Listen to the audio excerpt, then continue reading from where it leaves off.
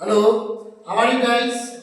आज हमारा टॉपिक है क्लास 12 की फिजिक्स का व्हीट स्टोन ब्रिज।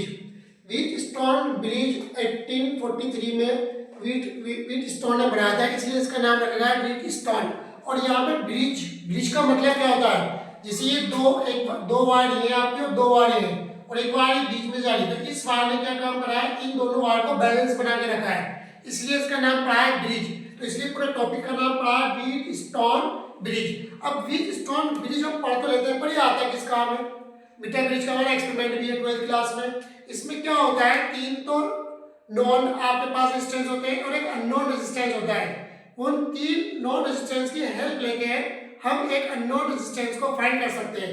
सपोज है जिसमें पी क्यू और आर ये नॉन रेजिस्टेंस है और ए जो है वो अननोन रेजिस्टेंस है। 1 मिलीमीटर ब्रिज का यहाँ पे डायग्राम ड्रॉ कर दिया आपके पास, और ये अननोन रेजिस्टेंस है।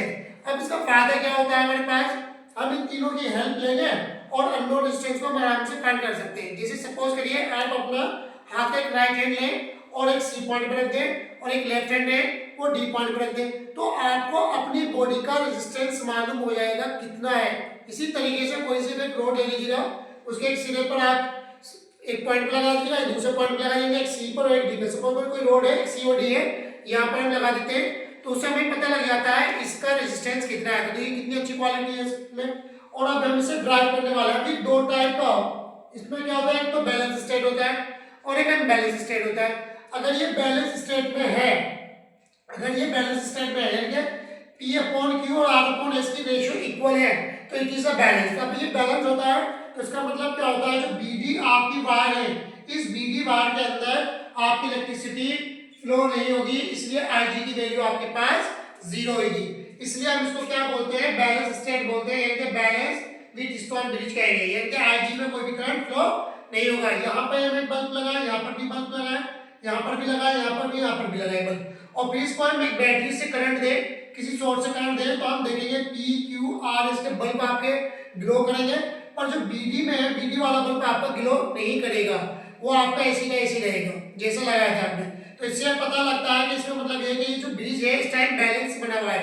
अब आप गाइस अनबैलेंस ब्रिज क्या होता है, जब P upon Q R upon S की वैल्यू अनइक्वल आ जाए, यानी कि P upon Q it is not equals to R upon S, तो तब इस वायर के अंदर करंट, आप इसमें तो करंट फ्लो नहीं होगा, तब इस वायर के अंदर आपका करंट फ्लो होगा। जब ये अनबैलेंस होगा, जब ये अनबैलेंस हो जाएगा ब्रिज आपका, तो BD के अंदर आपका करंट फ्लो हो जाएगा। अब हम बहुत अच्छे तरीके से इसको प्रूफ करते हैं।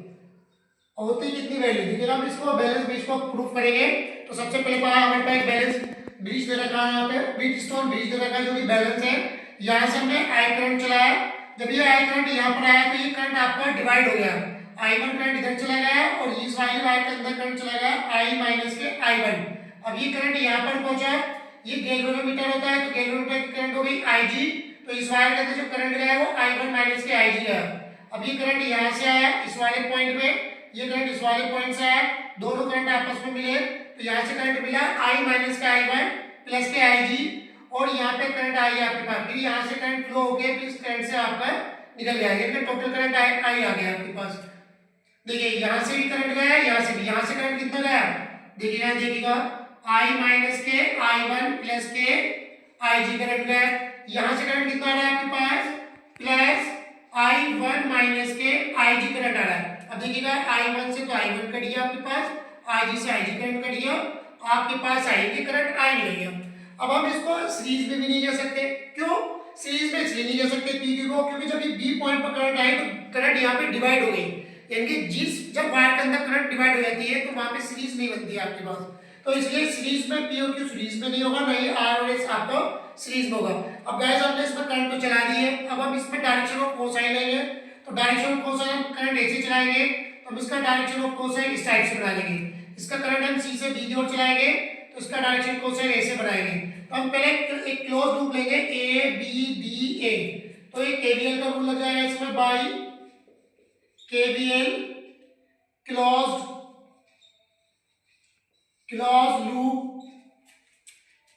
Loop ABDA।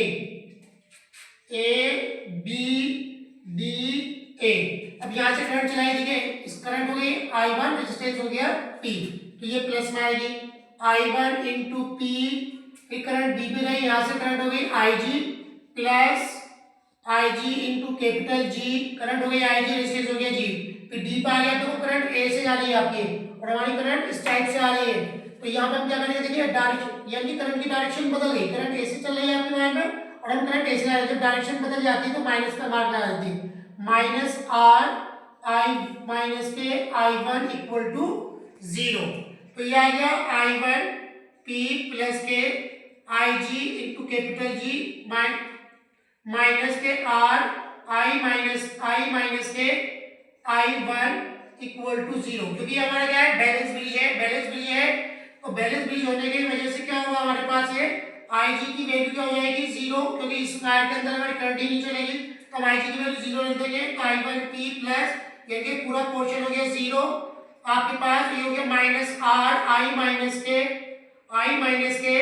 I1 equal to 0।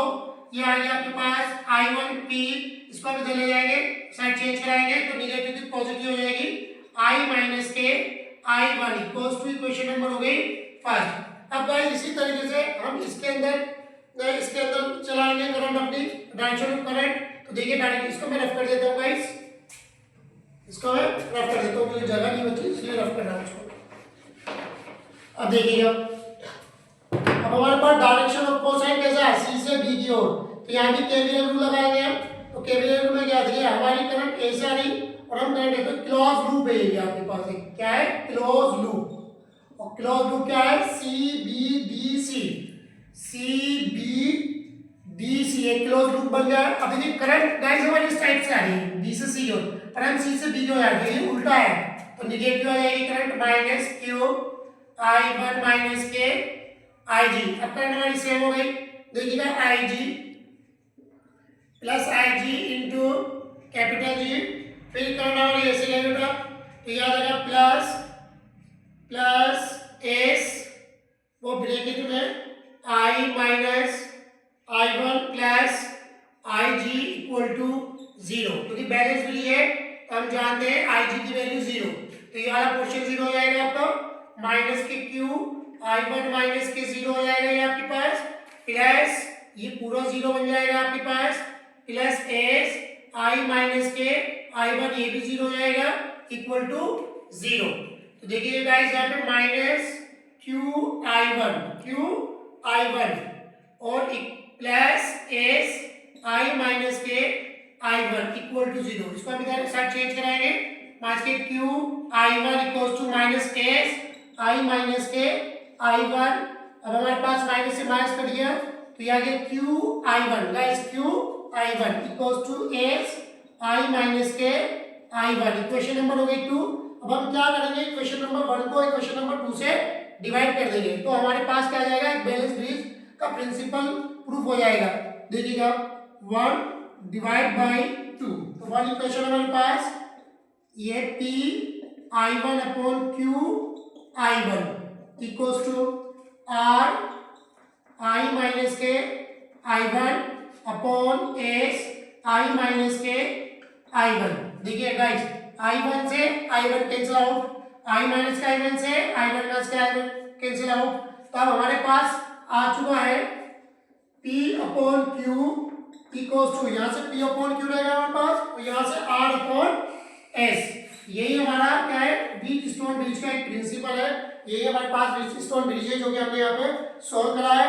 और हमने आपको पहले ही बताया था इसका बहुत अच्छा यूज होता है, अगर आप एक लेफ्ट हैंड की उंगली यहाँ पर रखें और एक राइट हैंड की उंगली यहाँ पर रखें, लेफ्ट हैंड की उंगली यहाँ पर रखें, तो गाइस हमें आपकी बॉडी का रेजिस्टेंस का पता लग जाएगा, हमारी बॉडी के अंदर कितना रेजिस्टेंस है।